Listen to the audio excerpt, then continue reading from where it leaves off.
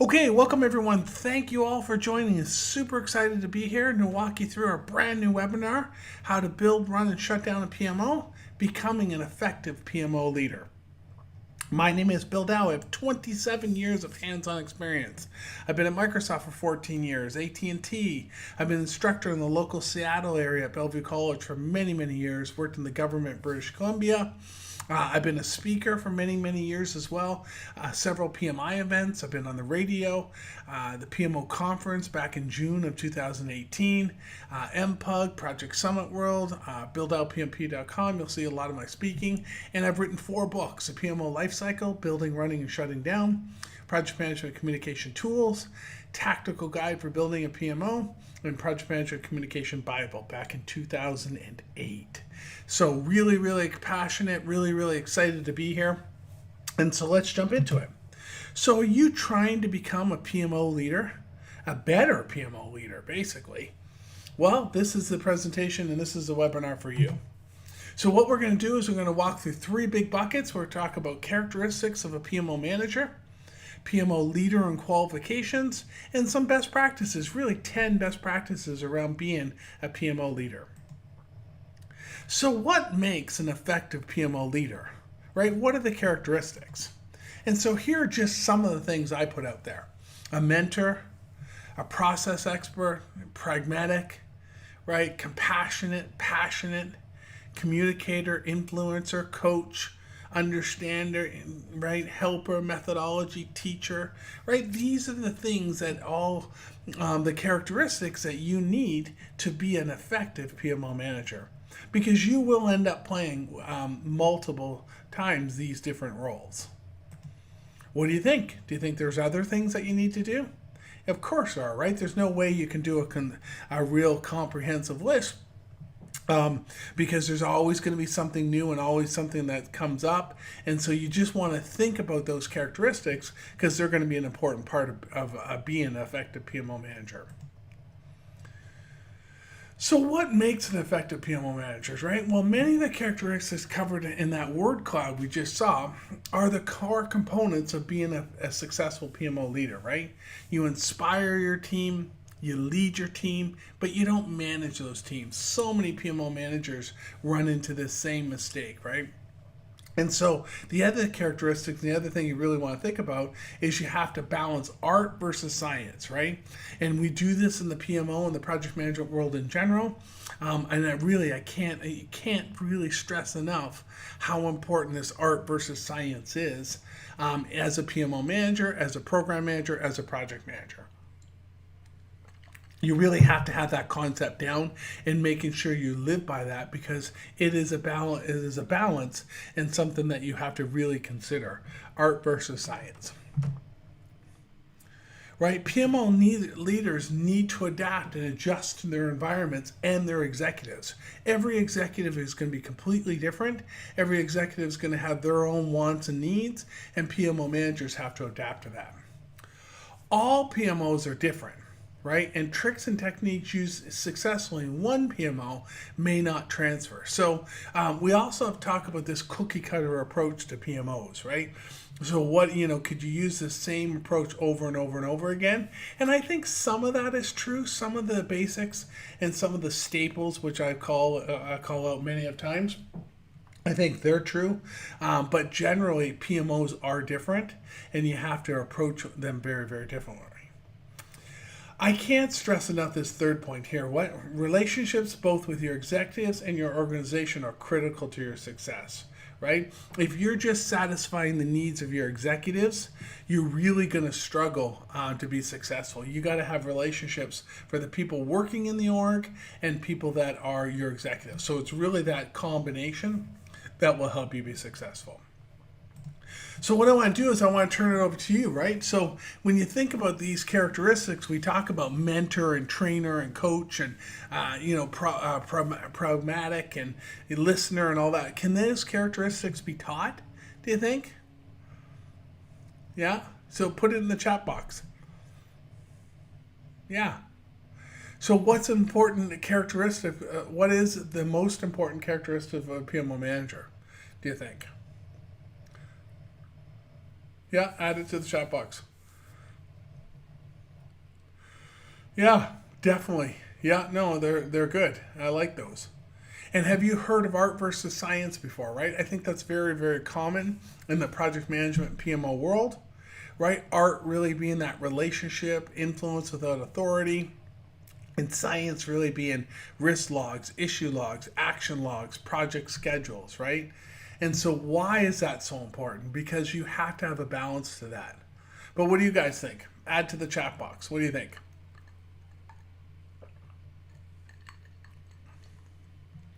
Yeah, excellent. Okay, and let's keep going. So when you think about PMO leader expectations, right, what does it take to be a PMO leader? Right? What are you expecting? And so what I love is I love this view. Comes directly from PMI, the pulse of profession, and it's a talent triangle. And then I think when you think about the talent triangle and you think about PMI in general, look at the roles and responsibilities of a PMO leader: a helper, an advisor, teacher, facilitator, auditor, strategic planner, HR manager, negotiator, communications, motivations, problem solving, right? They all sit very nicely around that talent triangle. And I think just like a project manager or a program manager or a portfolio manager, the PMO leader sits with these roles and responsibilities as well. I'll just give a minute to screenshot that because I really love that view. And if you're going to be an effective PMO manager, you really do have to have these characteristics. Okay? Excellent. So when we talk about balancing science and art, right, or art versus science, whatever the case may be, organizations want project, program, and portfolio managers with a broad range of skills to support their long-range strategic objectives, right? And that's the idea behind the talent triangle, where you take that technical, that leadership, and that strategic and business management expertise and really put those together. And so when we think about these three critical components: leadership, strategic and business management, and technical project management, those are the combinations, those are the three big buckets that we're expecting our PMO leaders, we're expecting our portfolio, program, and project managers all to have as well. So I love that talent triangle, and I think it really grounds and really sets the root of exactly what we should be looking for. And then what I did is I just broke them down, right? And so leadership, negotiation, communication, motivation, problem solving, right? When we think about strategic and business management, strategic alignment, finance, HR, operations, innovation. And then from the technical project manager, you've got program and project management, product knowledge, sector knowledge, right? Just kind of that breakdown of that talent triangle and all the goodness that we're really looking for in that balancing of art versus science, right? And I think the talent triangle has done a great job at that. That makes sense? Yeah. Okay, so let's look at specific roles and responsibilities. So we showed you that word cloud and we showed you that talent triangle. And so what I've done is I just have broken these down. I'm not going to drain the slides, but you've got helper, advisor, mentor, coach, facilitator. There's an audit function, strategic planner, HR manager, right? So some of these are the responsibilities of a PMO manager, and I think you're going to play multiple roles multiple times a day as you kind of grow and continue to be a leader in this space. Negotiations, communications, motivations, problem solving, right? Really taking that talent triangle and all the goodness it brings, and then just giving you some definitions around that. So I think it's really, really important that, of course, I don't drain it, but you really think of these big buckets as part of your day-to-day and your roles and responsibilities. Now, I put others there as a question because clearly there will be other things that come up. There's no way you can have one comprehensive list. Don't even look for that, but just look at these big buckets and big things and where you can drive towards. That make sense? Excellent. So what do you guys think, right? Which one of the roles and responsibilities will you be doing the most, right? And as a PMO manager, right, that's a tough question. And so you really got to think about that. What do you think you're going to do? And again, that's going to range from the various PMOs. So a great question here. How important do you think the talent triangle role plays in your roles and responsibilities of that of your team members, right? And again, I think that talent triangle, and you guys jump on the chat, please, but I think that talent triangle is really a key component for every role in the project management industry. And which roles, the R&R roles, question 3, which of the R&Rs do you think will be the hardest and why? And again, add those to the chat box. Awesome. Yeah, and again, I can see the chat box, so that's awesome. Okay, great. Let's keep going. So what I want to do now is I want to look at some of the best practices. And what I said is there's really 10 best practices that we will consider and that we will drive to be PMO, an effective and efficient, effective PMO leader. And they are understanding art versus science, consistent beat learning, take classes, read books, go to conferences, join project management groups, know your methodologies, constantly communicate, understand the business of the projects in your PMO, understand that projects fail, learn from it, collect lessons learned throughout the project, find strength in every individual, adapt, adjust, and roll with the punches. So these are my top 10 PMO best practices and top 10 best practices that I think you as an effective PMO leader need to do on a regular and consistent basis to really help you be successful. Sound good? Guys seen those before? Yeah. Well, I've lived through 8 PMOs in my life, so I definitely know this stuff inside and out, and these are the things that I use to help me be successful. All right, so let's look at this. Let's look at the detailed steps, right? Let's look at each of these areas really at the highest level, but let's look at each of these areas. Number 1, understand art and science. Understand the art and science of project management, right? Well, this will come up over and over and over. Something you'll learn very quickly that relationships and influence without authority will be a huge part of running your projects and running your PMO.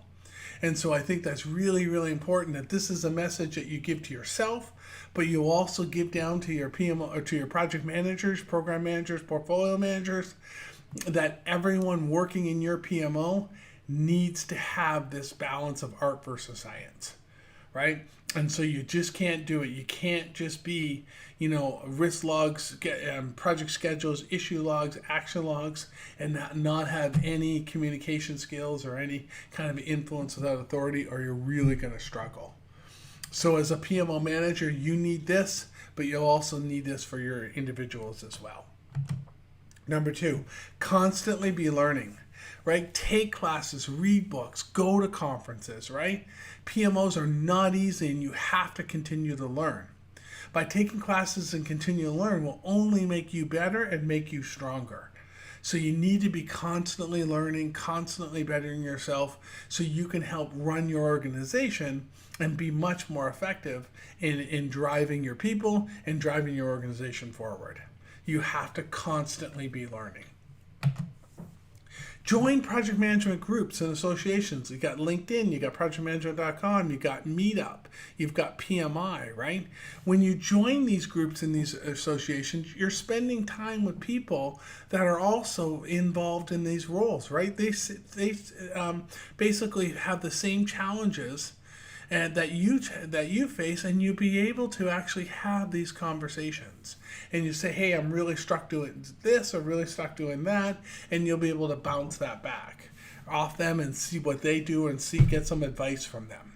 So what's really, really important is having that face-to-face conversation, having someone online that you can talk to, but basically having someone that deal and face with the same challenges that you face to then help you through that process. So can't stress enough about joining PMI, joining LinkedIn groups, really joining meetup events, but getting yourself out there so you're connecting and you're getting the help where needed.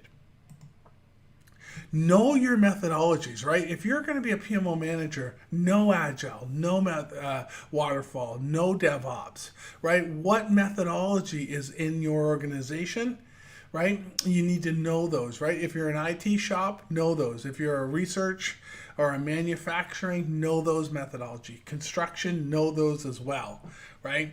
And then one of the things that's really, really important is we have to think about a project management methodology and then a development methodology, like a construction methodology, right? We have to put these two and have to know these, that they're separate items and how they work together.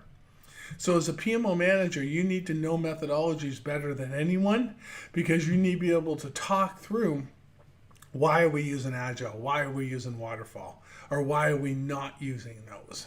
And so I think it's really, really important that you have to understand and have to really drive through what these methodologies are and what's applicable to your organization.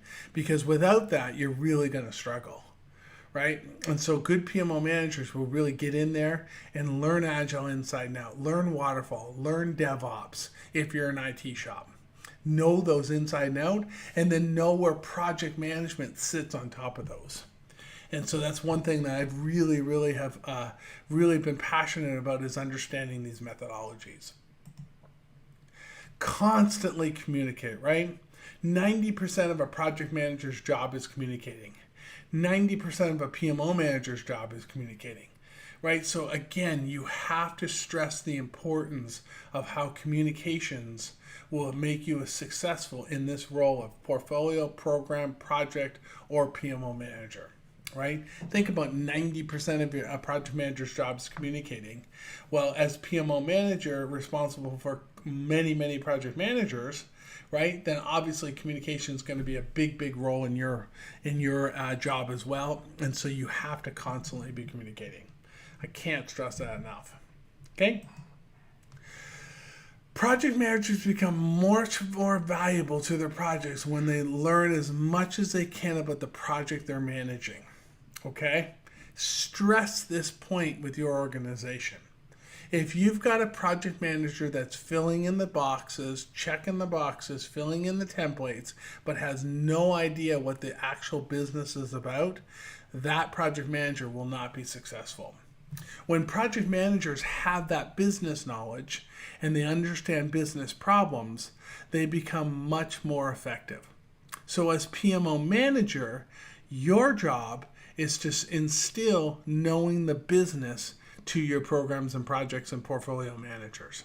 I can't stress that enough. And as you as a PMO manager, depending again on how many people you have and how large it is, right, you should get in there and you should know your business as well. I think that's a critical component, is really understanding the business